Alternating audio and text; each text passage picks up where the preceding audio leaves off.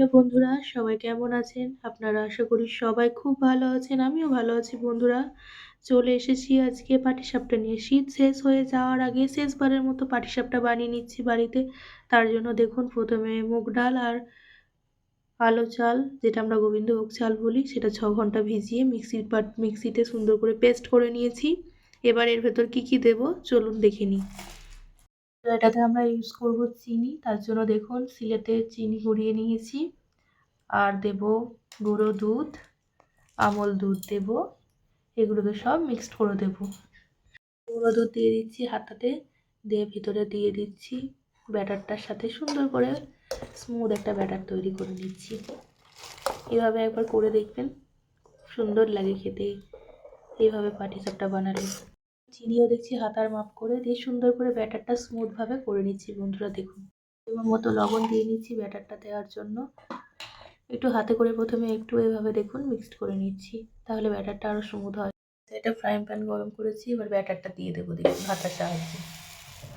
দিয়ে সুন্দর করে পাতা দিয়ে গোল করে একটা শেপ করে নেব। দেখুন এইভাবে করে নিচ্ছি। সুন্দর করে হলে তারপরে আমরা নেক্সট পার্টটা উল্টাবো, তারপর ফুটটা দেব। দেখুন ফুটটা দিয়ে দিচ্ছি, তারপর উল্টাবো। সুন্দর হয়ে গেছে। এবার খুন্তির সাহায্যে আমরা এটাকে ফোল্ড করে দিচ্ছি। কত সুন্দর দেখতে হয়েছে দেখুন বন্ধুরা। আর উপর থেকে একটু ঘি দিয়ে দিয়েছি সেন্ট হওয়ার জন্য। দেখুন কত সুন্দর লাগছে দেখতে। ফোল্ড করে নিচ্ছি। ফোল্ড করে এর উপর খানিকক্ষণ রাখবো, খানিকক্ষণ রেখে দুই পিঠটা ভালো করে ভেজে নেব, যাতে ভিতরে একটুও কাঁচা না থাকে। বন্ধুরা দেখুন পাটিসাপটা তো তৈরি করা হয়ে গেছে। সেম প্রসেসে আমরা আরেকটা দেখিয়ে দিই আপনাদের। ব্যাটার দিয়েছি ফ্রাইং প্যানে, তারপর এটাকে পাতার সাহায্যে সুন্দর করে ঘুরিয়ে নিয়ে ছোটো একটা গোলাকার করে নিচ্ছি। তারপরে এটাতে দিয়ে দেবো আমরা পুর, দিয়ে দেবো সন্দেশের পুর। উপর থেকে ঘি ছড়িয়ে নিলে খেতে আরও সুন্দর লাগে আমাদের পাটিসাপটাগুলো। আপনারা যখন করবেন না, একটু করে এরকমভাবে ঘি দিয়ে দেবেন, দেখবেন খুব টেস্ট লাগে খেতে। পুরটা দিয়ে দিচ্ছি বন্ধুরা। আপনারা নারকেল পুর দিতে পারেন এটাতে, আর বাড়িতে তৈরি করে নিতেও পারেন, ক্ষীরের পুরও দিতে পারেন। আমরা আজকে করবো সন্দেশের পাটিসাপটা করছি, তার জন্য সন্দেশের পুর দিচ্ছি। একদিকটা সুন্দর করে হয়ে গেলে আবার ফোল্ড করব সেম প্রসেসে আগের বারের মতো। সুন্দর দেখতে হয়েছে।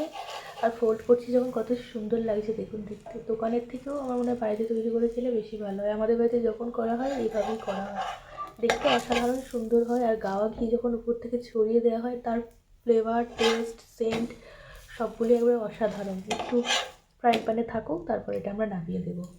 আমাদের দুটো পাটিসাপটা হয়েছে। সেম প্রসেসে আমাদের সব পাটিসাপটাগুলো আমরা বানিয়ে নিচ্ছি। দেখুন আমাদের সব পাটিসাপটাগুলো তৈরি করা হয়ে গেছে। রেসিপিটা আপনাদের কেমন লাগলো অবশ্যই জানাবেন। আর আপনারা দেখবেন এই প্রসেসে বাড়িতে করে দেখবেন। আর শীত চলে যাওয়ার আগে অবশ্যই একবার পাটিসাপটা ঘরে করে বানিয়ে খাবেন, কারণ আমাদের তো বাঙালির পিঠে পার্বণ এই কটা মাসের জন্যই। আর যারা পিঠে খেতে ভালোবাসেন তারা তো সারা বছর পিঠে খেলেই মনে হয় ভালো হয়, কিন্তু গরমে তো আমাদের দিকে পিঠে খায় না কেউ। তার জন্যই শীত যাওয়ার আগে অবশ্যই করে খাবেন। আর আমার রেসিপিটি কেমন লেগেছে অবশ্যই জানাবেন। ভিডিওটি ভালো লাগলে চ্যানেলটি সাবস্ক্রাইব করে পাশে থাকুন, পাশে থাকা বেল আইকনটি প্রেস করুন। বিনামূল্যে এরকম সুন্দর সুন্দর রেসিপি পাওয়ার জন্য অবশ্যই আমার চ্যানেলটাকে